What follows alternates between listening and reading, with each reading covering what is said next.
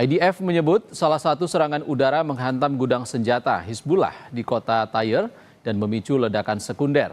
Hingga kini Hizbullah belum memberikan tanggapan atas klaim tersebut. Situasi ini terjadi di tengah pembicaraan langsung Israel dan Lebanon yang dimediasi Amerika Serikat terkait keamanan perbatasan. Meski gencatan senjata telah dicapai pertengahan April, serangan masih terus berlanjut di kedua pihak. Otoritas Kesehatan Lebanon mencatat ribuan orang tewas dan belasan ribu lainnya terluka sejak awal Maret.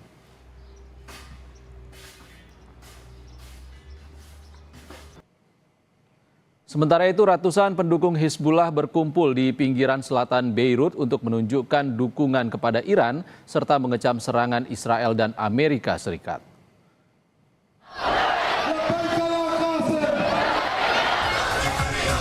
Aksi yang digelar di wilayah Dahi ini dihadiri ratusan massa yang membawa bendera Iran dan Hizbullah. Mereka menyuarakan penolakan terhadap serangan di kawasan dalam beberapa jam terakhir.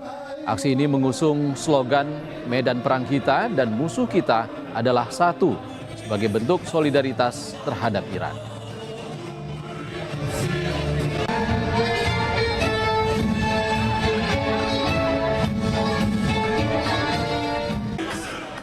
Sementara itu, Iran menyerang aset Amerika Serikat di Bahrain, Kuwait, dan Yordania. Serangan ini sebagai balasan serangan udara Amerika Serikat dan sikap Amerika yang menyalahkan Teheran atas jatuhnya helikopter serang Amerika.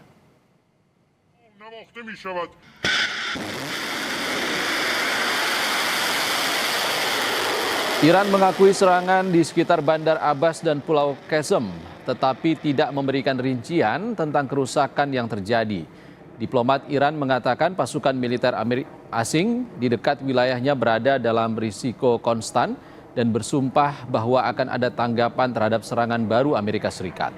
Sebelumnya, Komando Pusat Amerika (CENTCOM) mengumumkan jet tempur dari Angkatan Udara dan Angkatan Laut Amerika Serikat melakukan serangan di Iran, menargetkan pertahanan udara, stasiun kontrol darat, dan situs radar pengawasan.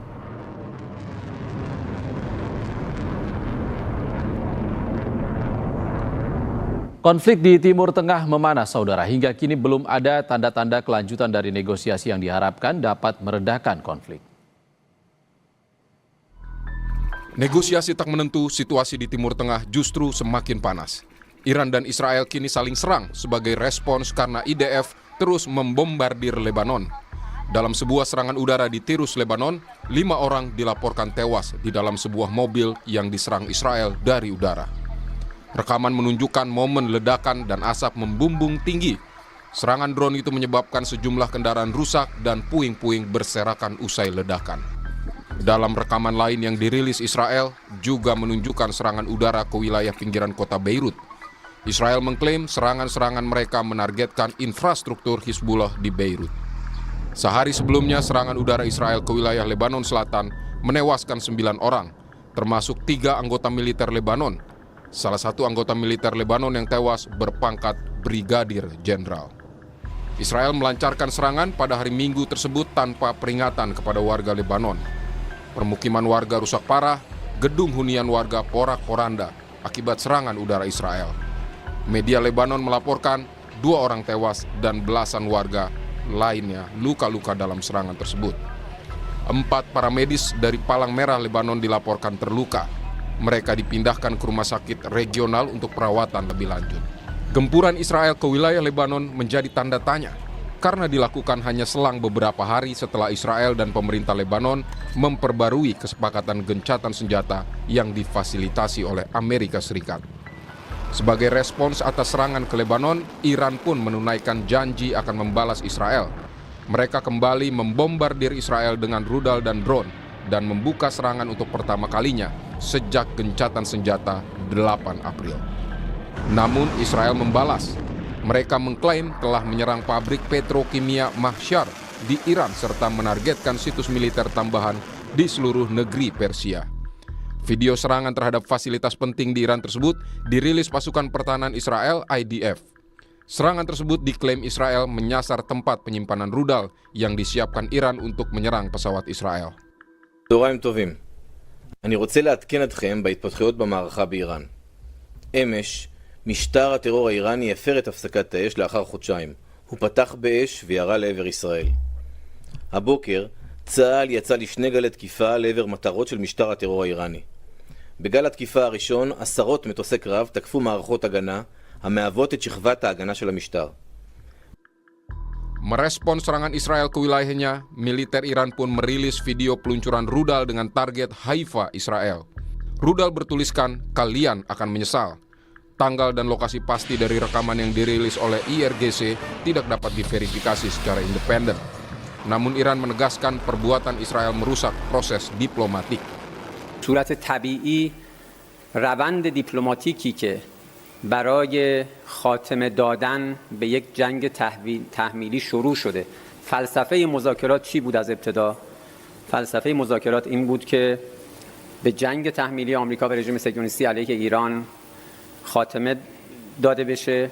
از ابتدا تصریح شده بود و بارها میانجیگر پاکستانی تأکید کرد که خاتمه جنگ در لبنان بخشی از آتش بس هست.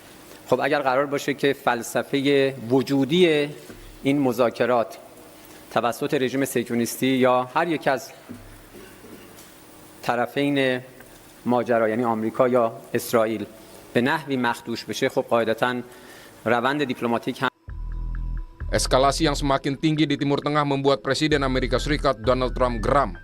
Trump meminta Israel dan Iran menghentikan serangan.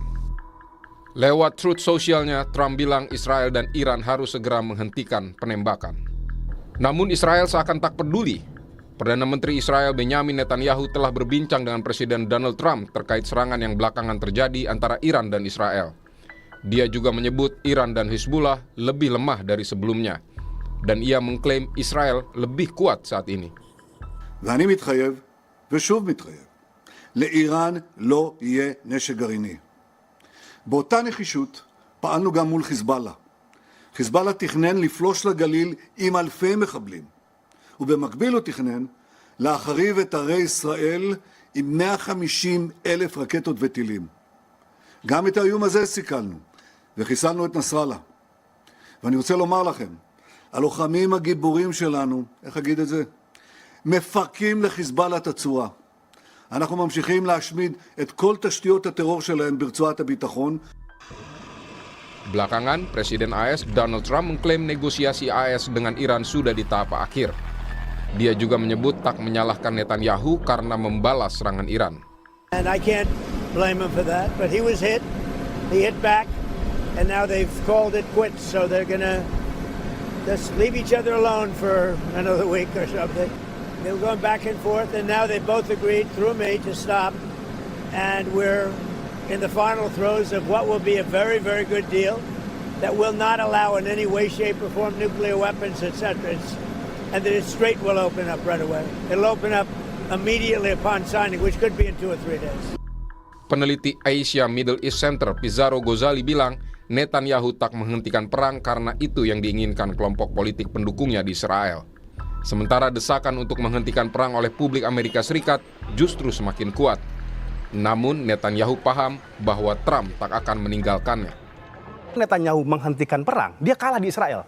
Ya. Karena kita ingat 27 Oktober itu batas akhir Israel harus menggelar pemilu legislatif seperti itu. Dan tuntutan dari para partai-partai koalisinya Netanyahu, pendukung-pendukung Netanyahu, dia harus terus melakukan peperangan bersama Hizbullah dan Iran karena sampai sekarang itu belum bisa ditaklukkan.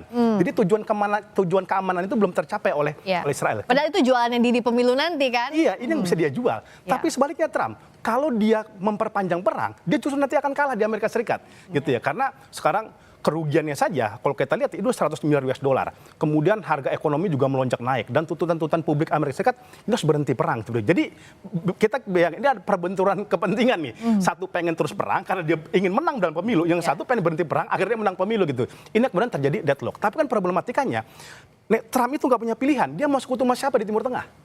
Gitu. Dia nggak punya lagi sekutu sekarang di Timur Tengah. Saudi udah mulai melipir, kemudian Qatar udah mulai tidak percaya, Oman saja sekarang sudah takut-takutan. Maka kenapa Netanyahu tetap melakukan serangan kepada Iran? Netanyahu paham, Trump tidak akan bisa lepas dari saya. Anda mau bekerja sama siapa di Timur Tengah kalau bukan sama saya? Gitu. Dan jangan lupa teknologi militer Anda, pesawat Anda, dan bahkan kemenangan Anda nanti dalam pemilu itu donatur dari kelompok-kelompok saya.